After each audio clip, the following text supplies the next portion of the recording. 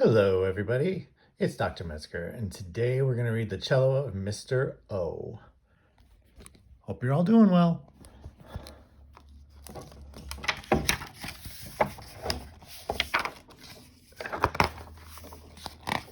Here we go.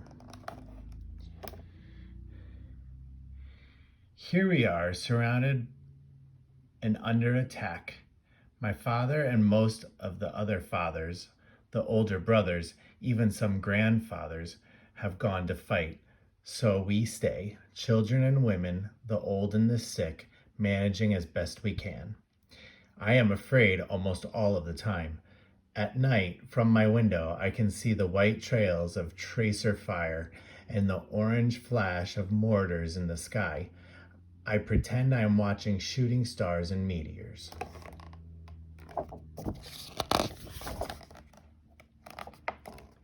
The streets of our city are littered with bricks, dust, and broken glass. We have no heating oil. Last winter, we slept in our clothes in the kitchen next to a sheet metal stove Papa put together before he left. We used up all our wood. If something doesn't change by the time winter comes again, we will have to burn furniture and books to keep warm. Food is scarce, and water. We collect rainwater in bowls and buckets, and we go to distribution centers and bring water home. Some people carry their heavy containers of water in shopping carts, some in wheelbarrows. In winter, many of us use sleds. Last week, Mama and I saw a woman hauling water in a wheelchair. Each Wednesday at 4, the relief truck comes to a street right outside our square. We wait in line to receive soap, cooking oil, canned fish, flour. Nothing is as it was. Shops, cars, and apartments have been destroyed. Schools are closed. The electricity is usually out, and there is no gas at all. Even the telephones don't work. Many people have left.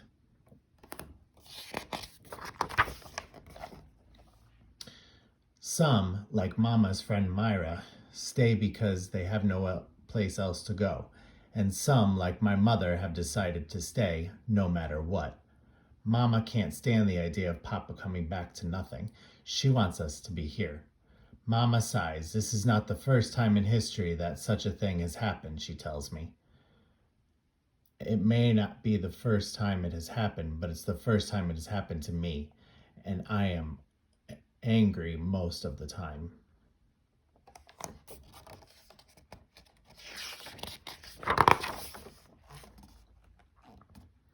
My friends and I stay close to home, usually inside our large apartment building, sitting under the stairs. We pass the time playing cards and word games, reading books, drawing, talking. We imagine what we would have if we could eat whatever we wanted. Sometimes we can't sit still a minute longer, and we run through the halls laughing and making noise. Then Mr. O flings open his door. "Quiet, you kids," he shouts, as if kids were a bad thing.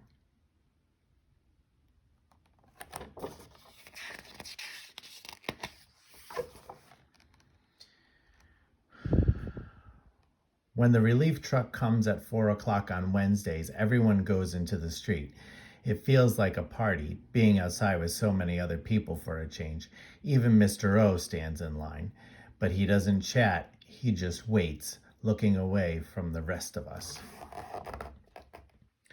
"A thinker," my mother says quietly, nodding in his direction. "A thinker," her friend Myra says, but in a mocking tone. Myra doesn't agree with my mother, neither do I. Mr. O isn't thinking, he's just being unfriendly.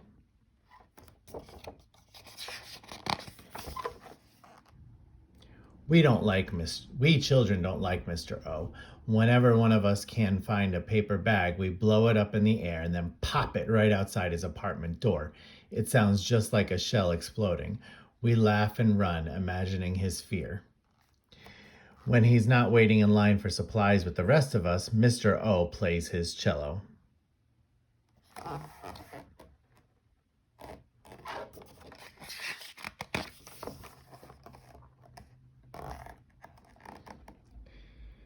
It is a fine cello, one of the best. My father, who loves music too, who plays tender songs and lively tunes on the harmonica, told me this about the cello of Mr. O.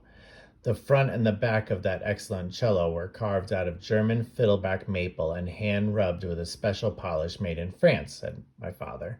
The neck of the cello was made of mahogany from Honduras, and the fingerboard of ebony, probably from Ceylon, he said. As for the bow, my father continued, it was carved out of a soft wood that grows in Brazil. The ivory on its tip came from Africa. People all over the world had to cooperate to make the cello for Mr. O, my father said. My father told me about Mr. O too. When he was young, he traveled around the world playing his cello in great halls for hundreds of people who cheered when he finished and threw flowers.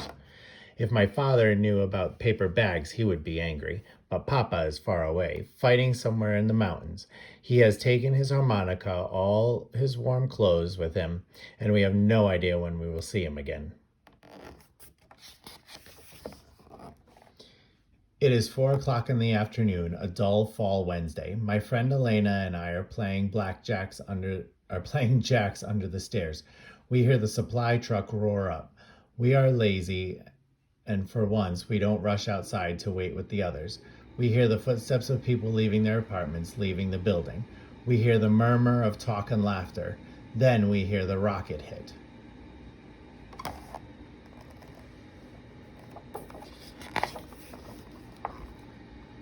The truck is destroyed. Some people we know are badly hurt. Now, even though we clear away the rubble and smooth over the ground, supplies will not be brought here. We are too easy a target, they tell us. Now we will have to walk miles to go get anything, and nothing will happen to make even one day a week better than the others.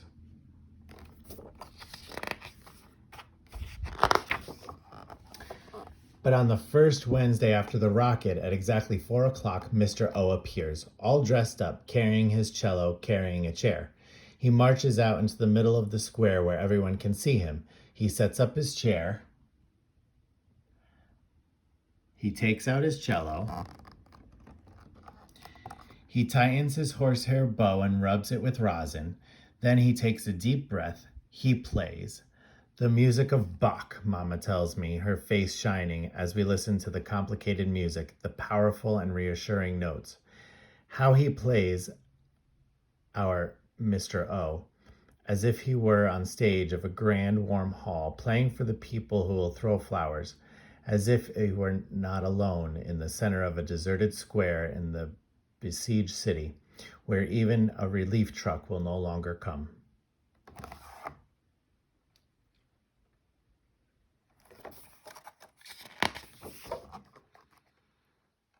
They will kill him, Myra cries fearfully. They would not bother to kill an old man playing a cello, Mama says. I am not so sure, because the music of the cello makes us feel less angry and the courage of the cellist makes us less afraid. If they guess, it could be reason enough for them to want to stop the music, which feeds us as truly as the supplies brought by the truck did. Mr. O does not play only on Wednesdays. Every day at 4 o'clock, he and his cello appears.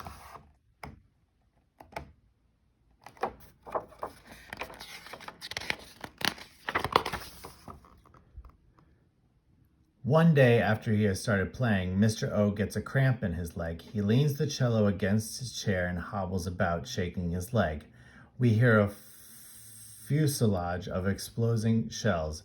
We could see clouds of black smoke. Finally, when the smoke clears, we see that the cellist is unharmed, but all that remains of the cello is splintered wood and tangled strings. What will feed us now, I wonder?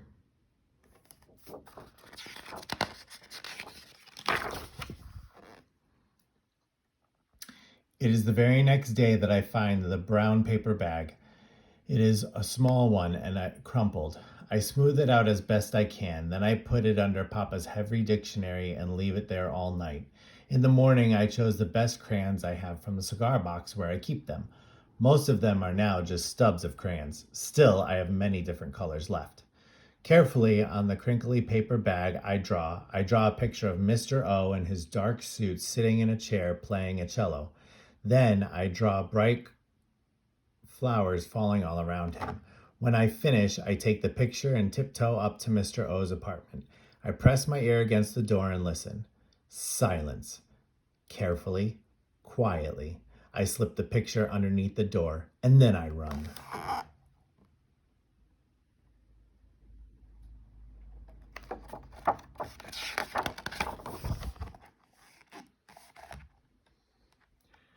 To everyone's surprise, promptly at 4 o'clock that afternoon, out of the building comes Mr. O carrying a chair.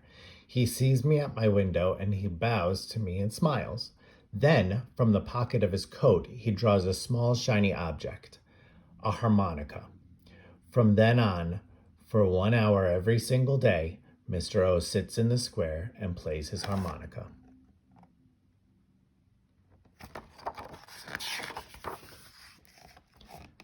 The melodies sound sad and sweet and small and very different from the grand songs Mr. O played on his cello. It is Bach nevertheless, Mama says. The music makes us feel happy, and the courage of the harmonica player makes us less afraid. Hope you enjoyed that. Stay tuned for another book.